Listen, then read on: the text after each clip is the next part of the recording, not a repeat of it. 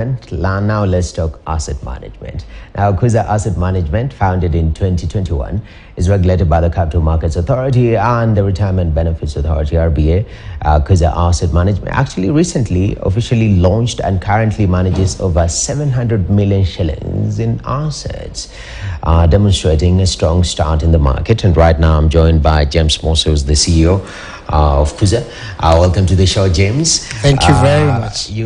Should I call you the 700 million man? I know the goals are higher than that. Yes. But when you talk about asset management, especially in the broader context, globally speaking, vis-a-vis Kenyan speaking, is there a schism between these two? Is there more room for expansion when you talk about asset management in different jurisdictions? Yeah, a great question, and thank you for having me here. Yes, if you look at our market, it's still nascent, because, I mean, just even comparing ourselves to South Africa, we have now 40 fund managers registered in Kenya who are regulated by the CMA, Capital Markets Authority. If we compare ourselves with South Africa has more than 300 fund managers. As much as South Africa is 4 times bigger an economy as compared to Kenya, but they shouldn't have 8 times more fund managers as compared to us. So there's room for more fund managers to come through. There's room for more assets to be managed by fund managers. If I can give you an example.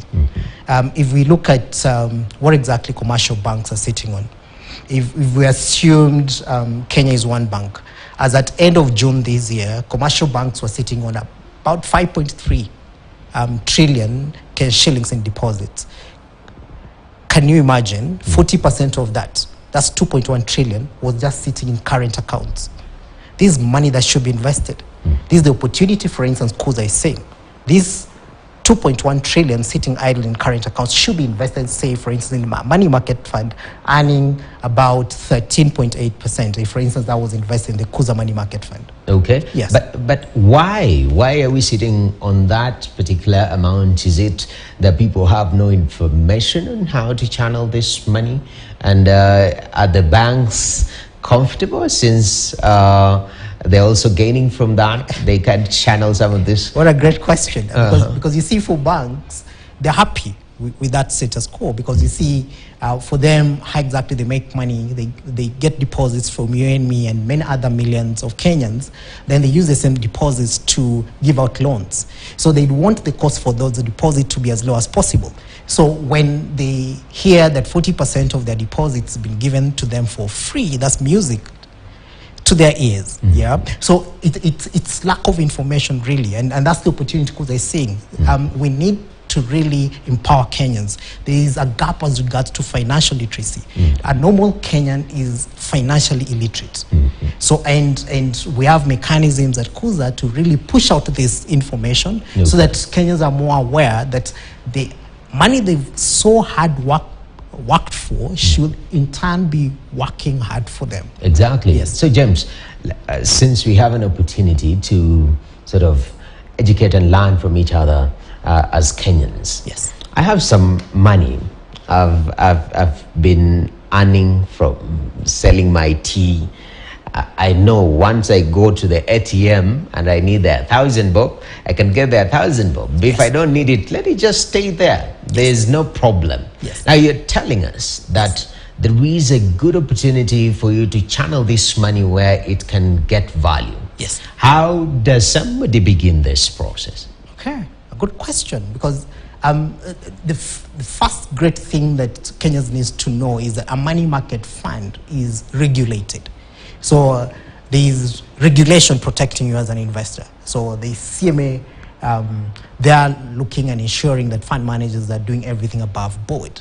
So how exactly you need to do this is to open a money market account, walk to any of these 40 fund managers and tell them you'd want to open a money market account. But you don't even have to walk physically to a fund manager. Like, for instance, for Kuza, everything is on your phone. We have a mobile application whereby you just download the mobile app, Kuza.Africa, available both on Play Store and App Store, and there you self-onboard. The entire process doesn't take more than 5 minutes. And you choose and say, I'd want to invest, say, in a money market fund. You can be able then to pull money from your M-Pesa, for instance, to invest in the money market, Kuza money market fund. Or if, for instance, the money is more than, say, 500,000, you self-onboard to the extent where you've put all your details, then now you do a wire remittance. You just send money from now your bank to our bank account, which is KCB, and you get value the next day. And talk about ease of access. You see, most Kenyans will tell you the reason why I have my money just in the bank, it's because when I need my money, I just get it. It's like you said, I just go to the ATM and withdraw, or I can use my online banking. Money market fund, you are able to access your money within 48 hours. 2 days. What sort of emergency can't wait for 2 days? Okay, yeah. That can be debatable, you know, in regards to what sort of emergency. But I think it's very critical for us to understand that our money can work for us. Yes. And sometimes there is that notion of too little also. That is sort of a barrier. I mean, I only have 5 Gs in my account. My friend, you're telling me to invest 5 Gs. And that aspect of it.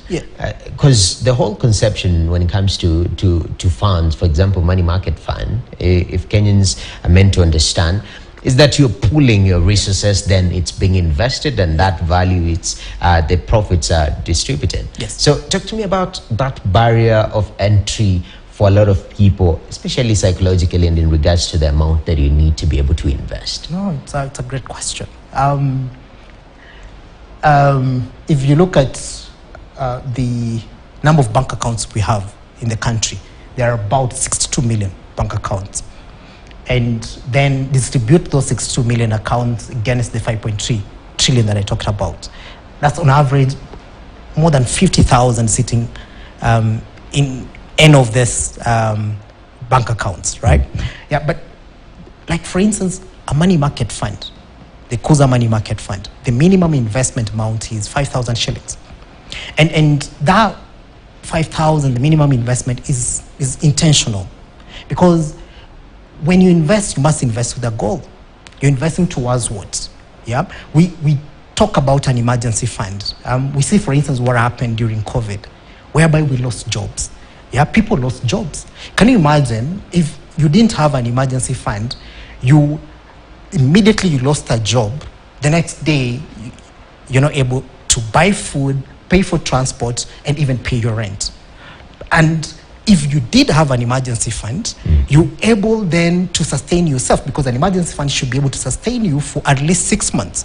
You're able to sustain yourself, pay all your bills, behave and continue their lifestyle as if nothing happened within 6 months, trying to figure out things. Yeah. So money market is perfect for building an emergency fund. You start small, you start with that 5,000, but you build that habit of saving. So you do your 5,000 on a regular basis, 5,000 on a monthly basis, depending on how regular you get your income. If it's weekly, you do a 5,000 weekly. In a very short period of time, you'll be sitting on some good amounts. And once then you've sorted your emergency fund with a money market fund, there are other now products that you can consider, because we say once you've sorted and covered your basics, now your risk appetite can go higher. You can start investing, say, in stocks. You can start investing in bonds that demand for patience. Okay. But for starters, you must start with a money market fund. All right. Yes. Definitely. Yeah. And I'm glad it also strengthens that muscle you talk about, saving. Yeah. And it can create that culture. You're saving somewhere, at the same time getting value of it. Yeah. Now let's talk about where you guys invest your money. Yeah. Yes. And even before we do that, there is, because you have the Kenya shilling money market fund, and the USD one. That's correct. And we know what has been going on between these two worlds. The shilling against the dollar and whatnot. As a fund manager, how is that disparity as it stands right now? This shilling US dollar, war that is ongoing? Yeah. No, no, I don't want to make it personal, but I'd be like, do you have a dollar money market fund? If you don't, it's something that you actually need to consider. Let's just look at how exactly the Kenya shilling has fared against the dollar this year. So if we look at the performance of the Kenya shilling from beginning of the year up until, say, Friday last week, it's depreciated by 20% to the dollar. Our money market dollar is giving a yield of 5.6. Can you imagine if then you had this money market dollar from the beginning of the year, you're getting this 5.6% on dollar terms, and you seeing the depreciation whereby Kenya shilling was depreciated by 20%. If you translate that return to Kenya shillings, that's 20 plus 5.6. That's a return of 25.6%. Okay. Yeah. So our Kenya shilling money market fund is competitive, is yielding about 13.8%. Yes. But what exactly we're encouraging investors to do? There is every reason to make sure that you diversify your risk. Okay. So you diversify your risk not just by investing in various asset classes, but also investing in various currencies. Yeah, because last year the Kenya shilling was under pressure against the dollar. This year, 20% depreciation. We're not saying that these will persist on a going forward basis, but just to make sure that you're covered in the event 2023 replays itself in future. It's always good to make sure that you've diversified not just across asset classes, but also across currencies. All right. Yes. Help me understand the disparity between the return rate It's a good question. between shilling and the dollar. Yeah. Why 13 and 5%? It's a great question. So the returns that we publish for our unit trusts, money market fund Kenya shilling and money market dollar being one of them, is informed by the underlying opportunities that we've invested in. Like for instance, the money market Kenya shilling invests in deposits with banks. Like how, for instance, we pull money, then as opposed to, like, if for instance now you went to any of these banks as an individual, they won't give you a very good rate. But now when Kuza goes to them, because we pull money from Noah, James, and many other people, we've got some muscle and we're able to negotiate for a good rate. So we invest in deposits with banks. We invest in T-bills, treasury bills with the government of Kenya, whereby we're getting from 91-day T-bills from 15.6 to 15.8 364-day T-bill. We also invest in very short-term bonds. Yeah, so maybe the 2-year bond, which is currently yielding 18%. Yeah, so you can see from those investments we're able, then we charge our management fee. We charge the management fee of 2%. That's how we're able to distribute 13.8%. But if you look at the dollar money market fund, also its return is informed by the underlying opportunities that the fund has invested in. For instance, if you look at now the deposits that we're getting for dollar deposits from banks, as opposed to Kenya shilling deposits, whereby we're getting upwards of 15%, dollar deposits we're getting anywhere between 5 to 6%. You think the disparity? So dollar deposits are yielding much, much lower as compared to Kenya shilling deposits. And secondly, we invest also in Eurobonds. Especially we invest in the Kenya Eurobond, the one maturing next year. The 2024 Eurobond that is maturing June next year. So it's yielding anywhere between 10 to 12%. So when you weight all that return, then you net out our management fee, that return then translates to 5.6%. Oh, that's kind of interesting. Yes. And we are in an environment that is relatively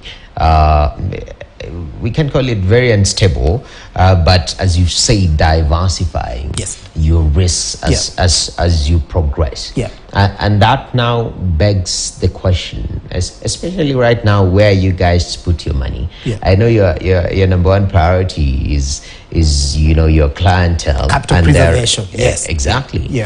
How do asset managers process when you see because you're investing into the government bonds, and it's a good thing, but on the other side of the coin, there is this argument when the rates are too high, there is the element of crowd out effect. Yes. How do you feel being part of the contributing to this other side of the coin?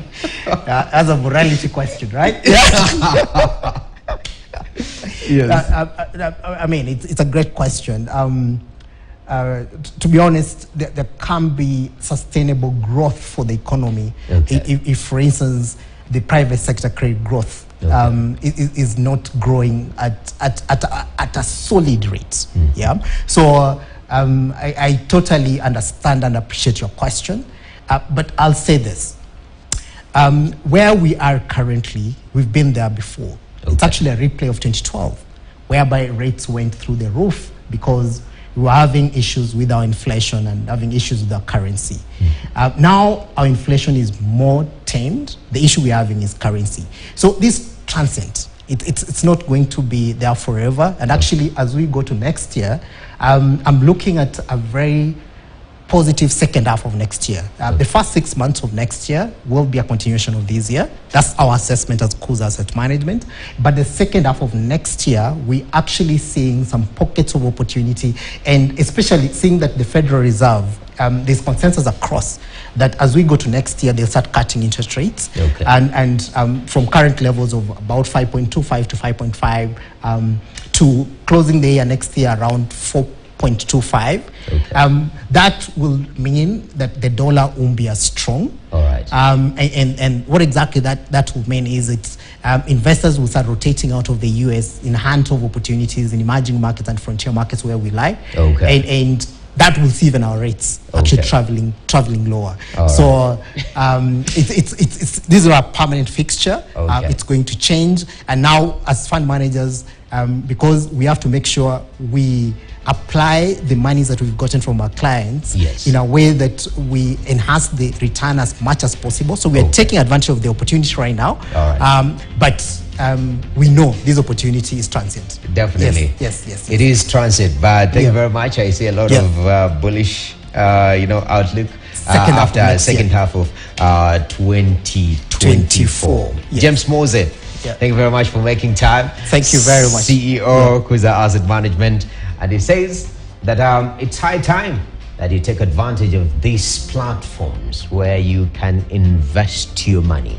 And he says actually next year, half of next year, the second half is going to be better for you. So it's actually an opportunity for you to take advantage of this. But that's all from today on Business Today. Thank you very much for joining with us. I'm Nokip Kimbo. Up next we have KTN. Stay tuned and enjoy the rest of your day. Thanks, James. Thank you. Did what?